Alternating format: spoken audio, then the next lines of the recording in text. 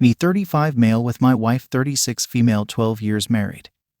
At a crossroad and need an outside perspective. We were married within a year and a half of meeting each other. We were madly in love with each other. We shared a love of politics and were focused on building our careers. We both come from Christian families that do not believe in divorce. We have 2 boys, ages 6 and 2. Starting with our first year of marriage, we had real problems. They revolved around my wife's expectations of a husband. This was a hard time for us. I was in my last year of law school during the day and working full-time at a law firm to support us. She was in her first year of law school and not working. We ended up in therapy. Basically, she wanted me to be home more, to do more housework and not to want to see friends, law school classmates. She also did not like the close relationships that my family had and expected that we would mostly sever those and focus on our family. She did not feel that she needed to sever any relationships with her family as they were fine. Bit of background. Her father is a retired college professor who did most of the housework and was always home.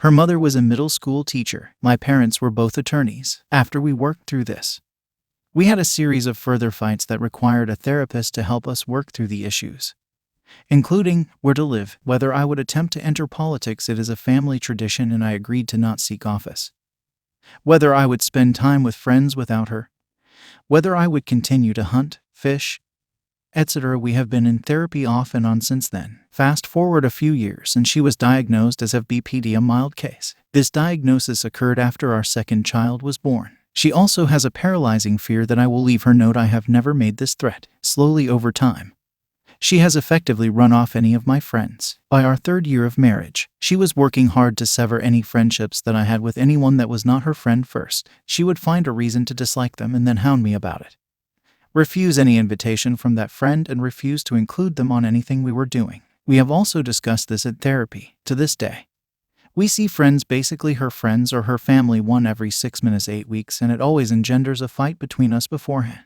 I am now a successful attorney with a nationwide practice.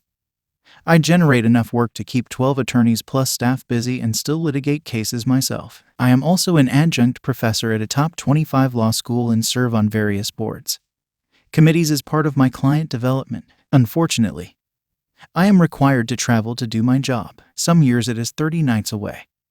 Some years it is close to 90 nights away. It really depends on whether I am in trial. She is a stay-at-home mom. She opened her own law firm, but has basically shut it down because she doesn't want to work in the law. I am okay with this. Unfortunately, she resents being a stay-at-home mom. This was her choice. I was very clear that if she wanted to work, we would make it work together. She also resents having to do housework and believes that we should split the housework 50-50. I do not believe 50-50 is a fair split given that I work outside the home for 60+ hours a week. If she was also a full-time outside of the home, that would be a different story and I would feel different about it. Every night I am home, I am expected to put the kids to bed and then clean up the kitchen. I love and cherish this time with our boys and do not resent it at all.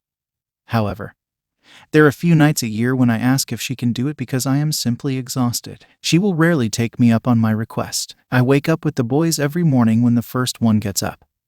I feed them, make sure backpacks and lunches are ready, and only wake her at the last minute so she can have extra sleep. I do this every morning when I'm home, even if I do not arrive home until after midnight because of a delayed flight. This time with my children is important to me and it allows her to get extra sleep. I do most of the cooking when I am home and always try to leave a fridge full of food so she does not have to cook while I am gone. Unfortunately, I rarely eat with the family because she feeds the kids at 4:35 and I cannot be home by 5 most nights, so I end up eating dinner around 9.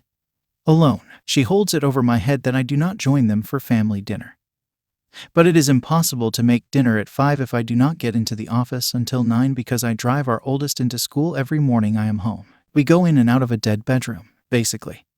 If I am traveling, then any intimacy is off the table for a period of time before and after I return. This has created a lot of friction in our marriage as well. When we are intimate, she is very vanilla and most of the time she has a hurry up and finish attitude. It was not like this when we were dating or first married. We have discussed this with our therapist numerous times and he finally told her that she needed to decide if she wanted sex in our marriage, and if she did not, then she needed to understand that there might consequences to that decision. This an almost 2-year dry spell. She refuses to attend events that are important to me or are important to my career. She will not participate in any client entertainment, either in our town or out of town. She refuses because she doesn't like the small talk and sitting at dinner for 2 hours. The ironic thing is, on the few occasions when I have told her she simply has to attend and made her, she has had a great time and always says, "We should do this more often." Earlier this year, my grandfather passed away and it was very hard. She was able to be there for me for a day or two, but soon started telling me that I needed to get over it and pull myself up. She started telling me about all the things I needed to do around the house. Our therapist told me that she was simply unable to emotionally support me during this time and that I needed to not lean on her at all. He suggested that I resume working out at the gym and start taking time to take care of myself. He said that I was too focused on work and trying to please her, so I began my old strength training workouts and jogging on off days. It really has been a great help. She has accused me of getting back into shape because I was having an affair. This is not the first time a similar accusation has been made. But I have never had an affair. About 2 months ago, while at a conference for work, an attractive woman lawyer kissed me in the back of a cab. There were others in the cab. I put a stop to it. I declined her invitation to come to her room. However, it has really started my gears turning about how my life could be different. After all of our therapy, it has become clear that she will get better as long as she is in constant therapy. But she will never be what I consider normal. The problem is that she will not stay in therapy long term because she believes I am the problem. She thinks simple solutions like, "Don't travel," will fix everything. She has this romantic idea that if we have no money for 2 or 3 years that we will sell our house, move to a small house and have a romantic life of scrimping and saving while I try to rejigger my practice and probably lay off 8 or 9 employees. I find nothing romantic in being broke and always wondering when I will get paid again. She doesn't see the very serious consequences of simple decisions.